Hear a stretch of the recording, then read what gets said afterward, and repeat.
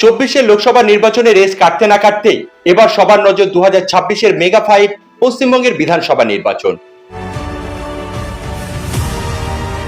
বাংলার রাজনীতির আঙিনায় কান পাতলে এখন শুধু একটাই জোরালো গুঞ্জন, তৃণমূল কংগ্রেসের প্রার্থী তালিকায় এবার কোন কোন নতুন চমক। পুরনো চাল ভাতে পারলেও ঘাসফুল শিবির এবার অনেক হিসেব কষে তরুণ তুর্কি ও তারকাদের মাঠে নামাচ্ছে। আপনি কি জানেন কার্শিয়াং থেকে কলকাতার রাজনীতির সমীকরণ বদলাতে কারা তৈরি হচ্ছে জোড়া ফুল হাতে?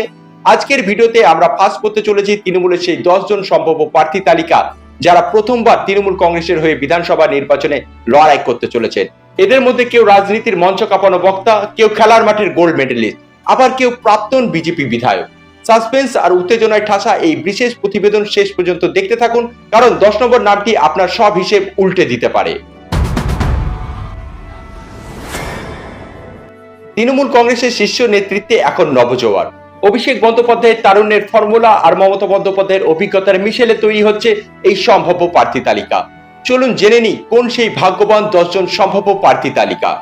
নাম্বার 1, দেবাংশু ভট্টাচার্য। সোশ্যাল মিডিয়ার গেম চেঞ্জার, তৃণমূলের আইটি সেলের ইনচার্জ এবং দলের সবচেয়ে জনপ্রিয় যুবনেতা দেবাংশু ভট্টাচার্য 2024-এর লোকসভায় তমুল্লুক থেকে লড়াই করলেও বিধানসভায় তিনি এখন নতুন মুখ। বাংলার ঘরে ঘরে দেবাংশুর পরিচিতি তার তীক্ষ্ণ যুক্তি আর খেলা হবে স্লোগানের জন্য।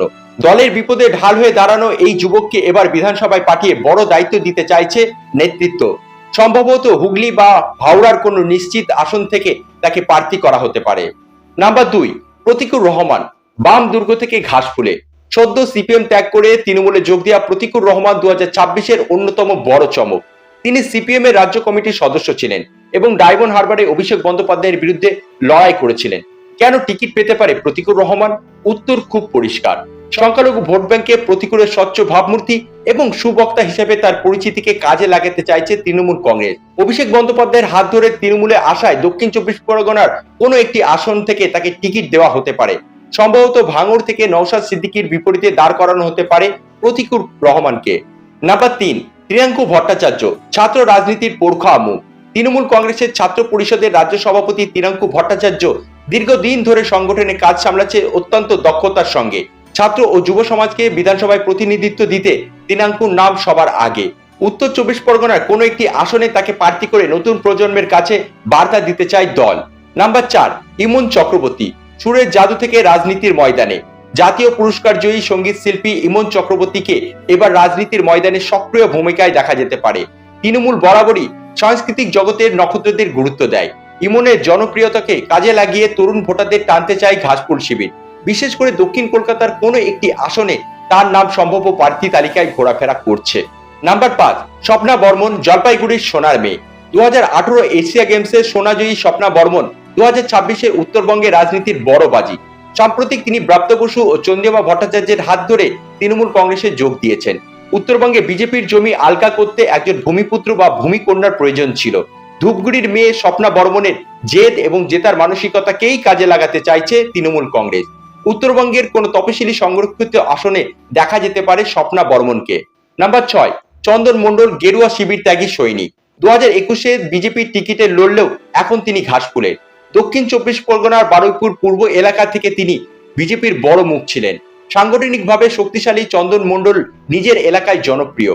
বিজেপি সংগঠনকে দুর্বল করতে এবং স্থানীয় স্তরে আধিপত্যতা ধরে রাখতে তৃণমূল তাকে টিকিট দেওয়ায় পক্ষপাতী। নাম্বার 7, শঙ্কর মালাকার। পাহাড়ের পাদদেশের নতুন সমীকরণ। শিলিগুড়ি ও সংলগ্ন এলাকায় দীর্ঘদিনের কংগ্রেস নেতা এবং প্রাক্তন বিধায়ক শঙ্কর মালাকার এখন তৃণমূলের সম্পদ। উত্তরবঙ্গে কংগ্রেসের ভোট ব্যাংক তৃণমূলে আনতে শঙ্কর মালাকারের অভিজ্ঞতা অপরিহার্য। মাটিকারা নকশালবাড়ি আসনে তিনি তৃণমূলের সম্ভাব্য প্রার্থী তালিকায় প্রধান কাণ্ডারি হতে চলেছেন। নাম্বার 8, বিষ্ণুপ্রসাদ শর্মা। কার্শিয়াং এর বিদ্রোহী নেতা। বিজেপির কার্শিয়াং এর বিধায়ক থাকাকালীন তিনি পৃথক গোর্খাল্যান্ড ইস্যুতে দলের বিরুদ্ধে সরব হয়েছিলেন। সাম্প্রতিক তিনি তৃণমূলে যোগ দিয়ে উত্তরবঙ্গের রাজনীতিতে আলোড়ন ফেলেছেন।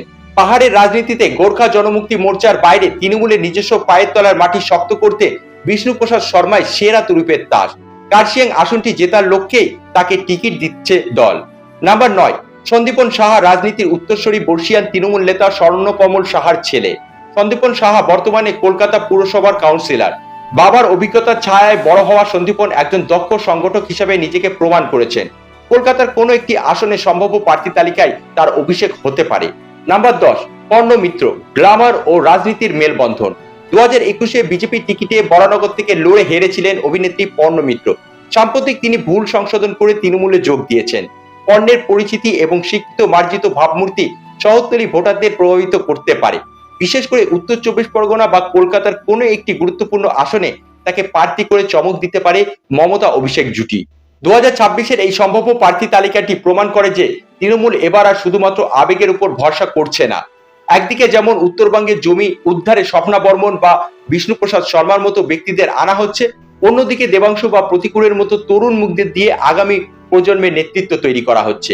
এই 10 জনের মধ্যে কার জয় নিয়ে আপনি সবচেয়ে বেশি আশাবাদী, বা আপনার এলাকায় আপনি কাকে প্রার্থী হিসাবে দেখতে চাইছেন? কমেন্ট করে আমাদের জানান। আর এই প্রতিবেদনটি ভালো লাগলে লাইক ও শেয়ার করতে ভুলবেন না। বাংলার রাজনীতির পালস বুঝতে সাবস্ক্রাইব করে রাখুন আমাদের চ্যানেলটিকে। দেখা হবে পরের ভিডিওতে। Thanks for watching.